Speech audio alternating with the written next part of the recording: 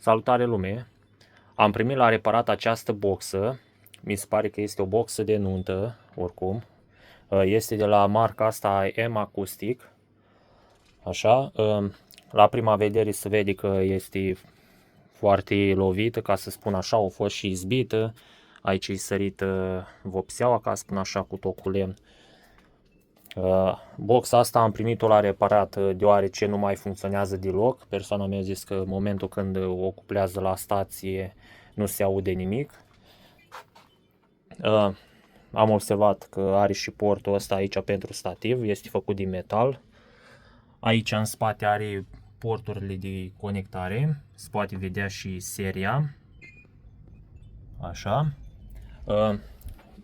E fain că are mânerile astea aici decupate frumos. Am observat că dacă bat așa în carcasă se aude din ecou. Nu știu dacă e normal chestia asta, dar bănuiesc că așa trebuie să fie. Și acum am să desfac boxa asta. Am să folosesc această autofiletantă pentru a desface acest grilaj.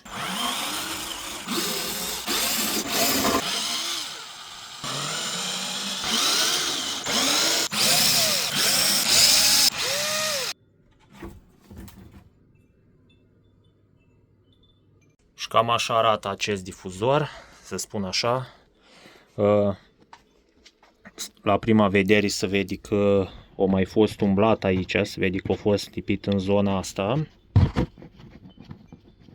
Așa că când împing în el nu se aude nimic din bobină, ceea ce înseamnă că e posibil să nu fie ars.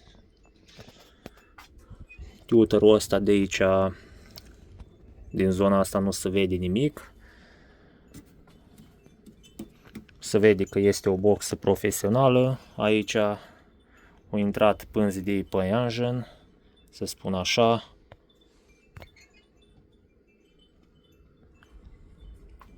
Prima dată am să desfac difuzorul de bas, pe urmă am să desfac și ăsta din înalte și am să arăt și tutorul care se află înăuntru.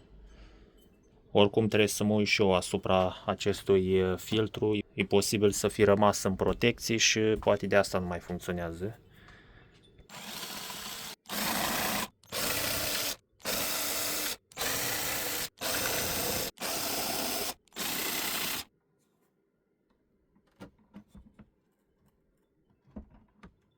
Deci cam așa arată difuzorul pe partea din spate. Se poate vedea că are un magnet foarte mic, așa. Aici pe hârtia asta scrie niște chestii legate de un magazin de muzică. Asta arată că difuzorul nu este original. Aici scrie și modelul.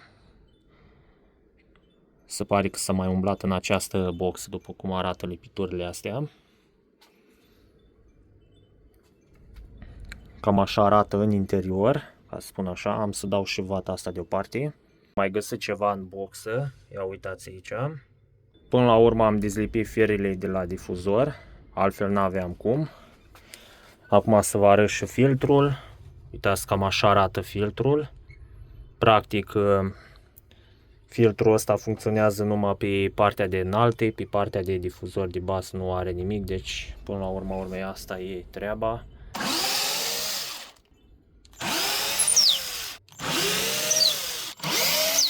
Acum am scos toate 4 șuruburile. Deci cam așa arată hornul ăsta, se pare că este făcut din plastic și fibră de sticlă. Cam așa. Dar nu scrie nimic pe el. Acum am să măsor impedanța bobinei de la acest tutor. Așa, deci am setat aparatul de măsură pe funcția ohmi. Și acum am să pun o tastă aici pe una din astea. Și am să pun tasta asta aici. Se poate vedea. Pe aparat nu mi indică nimic. Deci oricum tastele fac contact una cu alta.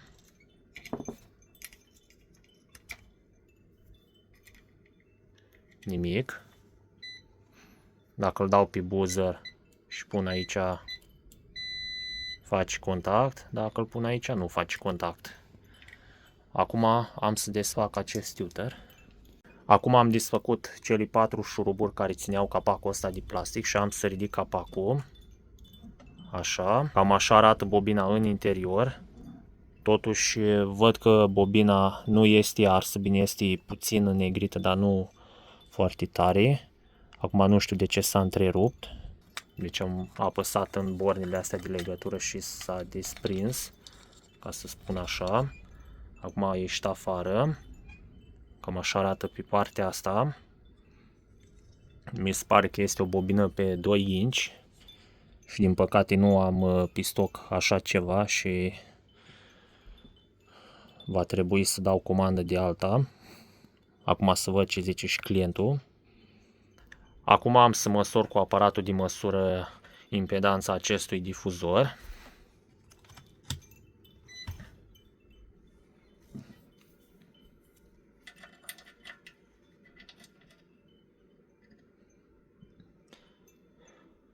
Deci am conectat și aparatul, nu indică nimic. Asta înseamnă că difuzorul este ars. Și am mai observat o chestie, dacă bag mâna cumva pe aici, pe dedesubt și încerc să-l trag în sus, difuzorul nu vine prea tare în sus. Așa. Aici la difuzor, în zona bobinei, oricum am văzut că bobina este de 3 inch. Am observat că este tăiat. Deci se poate vedea că are tăietură. Uitați cam așa arată tăietura. Acum nu știu sigur dacă e tăietură, poate că așa o fisurat difuzorul, nu știu sigur să spun. Am să încerc să desfac difuzorul pe partea asta de aici din față, dacă reușesc. Poate așa am să pot să îi scot bobina și cumva știi să-i pun altă bobină în loc. Oricum nu am bobină de 3 inch, dar... Acum am desfăcut și calota asta, deci cam așa am reușit să o recuperez. Cam asta este bobina, deci este o bobină de 3 inch.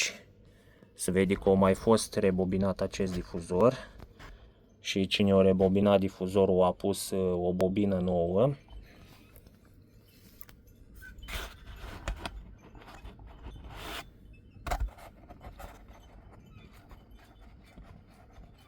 Totuși, după cum observ, bobina oscilează magnet doar dacă ridic de aici, să zic. Totuși, ce am mai observat la difuzorul ăsta este că o fisurat toată partea asta din jurul bobinei și bănuiesc că de asta s-a și defectat. Bobina o freca cumva cu magnetul și spirlii s-au întrerupt. Oricum am observat că difuzorul ăsta nu e făcut pentru bas de joasă frecvență, adică cursa este foarte scurtă și cartonul ăsta este foarte firav, ca să spun așa, deja are o cută aici, deci dacă împing așa dintr-o parte se vede că are cută. Dacă ar fi să îi pun alt difuzor, aș merge pe varianta de la Alien, că variantele astea de la Alien se pot folosi pe mai multe frecvenții din astea, adică alea, da, suportă mai multe stații și alte chestii. Na, difuzorul ăsta oricum e făcut numai pentru o anumită plajă de frecvenții și nu pentru cea de bas și numai pentru medii și înalte, ca să spun așa. Filtrul din această boxă este unul foarte simplu, deci practic difuzorul de bas nu are niciun fel de filtru, deci filtrul este numai pe înalte. Normal era bine dacă avea filtru și pe partea de bas, dar din păcate nu are, deci na, nu e greu de modificat, doar că și modificarea asta necesită anumite lucruri, adică totuși oricum costă ceva ca să pui o bobină de cupru și câțiva condensatori și rezistenții. Până la urmă cam așa o să rămână. Oricum boxa asta a îmbibat multă apă, cred că a stat undeva pe afară. Oricum a fost prevăzută să reziste la apă, chestia e că bănuiesc că a stat într-o baltă sau ceva și a absorbit apă în partea de jos. Dar nu e o problemă, dacă ar fi să poate restaura. Incinta este făcută din MDF. Mai are aici un placaj lipit pe deasupra.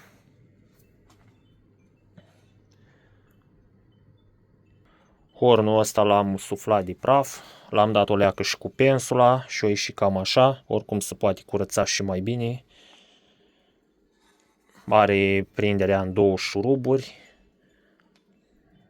și cam așa arată ăsta. Din păcate n-am să repar boxa în acest clip, oricum trebuie să vorbesc cu proprietarul să văd și decide. Așadar, ca să nu închei videoclipul acum, am să vă mai arăt o boxă. Deci asta este boxa pe care vreau să vă arăt acum. Așa, aici au avut o improvizație ceva făcut cu rotile. Problema la această boxă este că nu se mai aud difuzoarele de bas. Este o incintă în compresie. Așa, deci dacă apăs pe un difuzor, iese celălalt în afară. În difuzorul ăsta se aude și cum ar avea spirile ieșite în afară, ca să spun așa, adică desprinse. Și modelul este un Schneider, se poate vedea. Pe aici se conectează. Acum am să iau o șurubelniță și am să desfac difuzoarele de bas.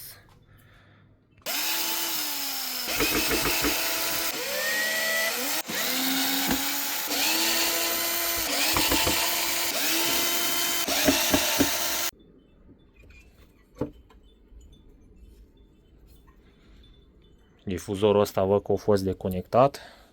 Probabil că proprietarul a umblat înăuntru. Ăsta văd că este conectat. Aici pe spate scrie că este de 4 ohmi. Așa. Are bobină de 1 inch. Aici văd că firele astea duc la un filtru. Cutia este realizată din PAL. După cum se vede, este un PAL calitativ. Până la urmă am scos și vata. Deci uitați filtrul cum arată. Așa. Acum am să vă arăt și deci asta scrie pe primul magnet și pe al doilea scrie așa. Uitați și filtrul mai îndeaproape.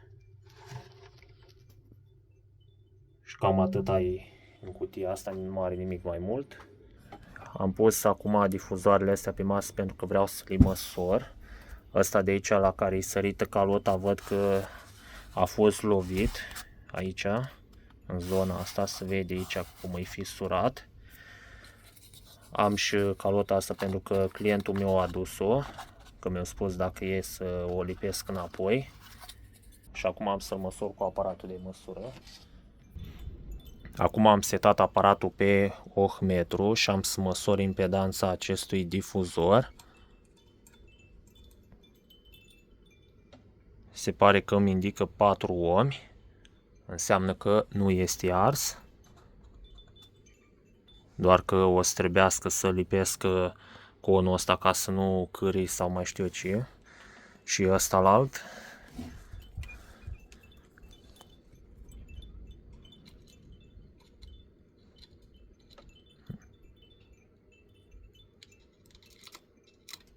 Da, se pare că ăsta la alt este ars. Da, și voi, deci ăsta este ars. Deci nu degeaba când apăs în el să aude, spun. Până la urmă am desfăcut și difuzorul, deci se poate vedea. Deci cam așa o ieșit. Uitați cum arată bobina. Se vede că a fost supraîncălzit oricum și terminalii ăștia sunt rupți. Deci cam asta e. Până la urmă am relipit înapoi difuzorul ăsta așa ars cum este el pentru că nu am altul și am pus condensatorul ăsta aici din cauza că difuzoarele trebuie să fie înseriate și neavând ce să-i pun în loc am pus condensatorul ăsta aici ca să protejeze difuzorul și ca să nu-l mai poată arde înapoi. Acum am montat difuzorul înapoi, așa, deci ăla care e funcțional e ăsta de jos de aici și ăsta e doar membrana. Așa, acum am să pun o melodie.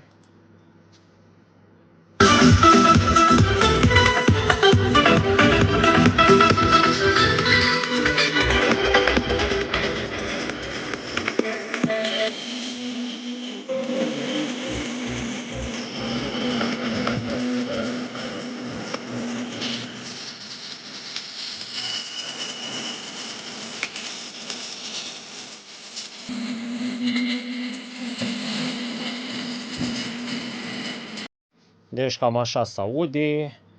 Mai mult de atâta nu am ce să-i fac momentan. Deci cam ăsta a fost videoclipul, sper că v-a plăcut.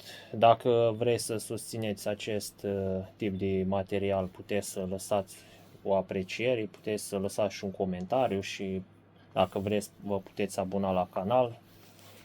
Eu am să mai postez și alte chestii de genul, deci na, vă salut!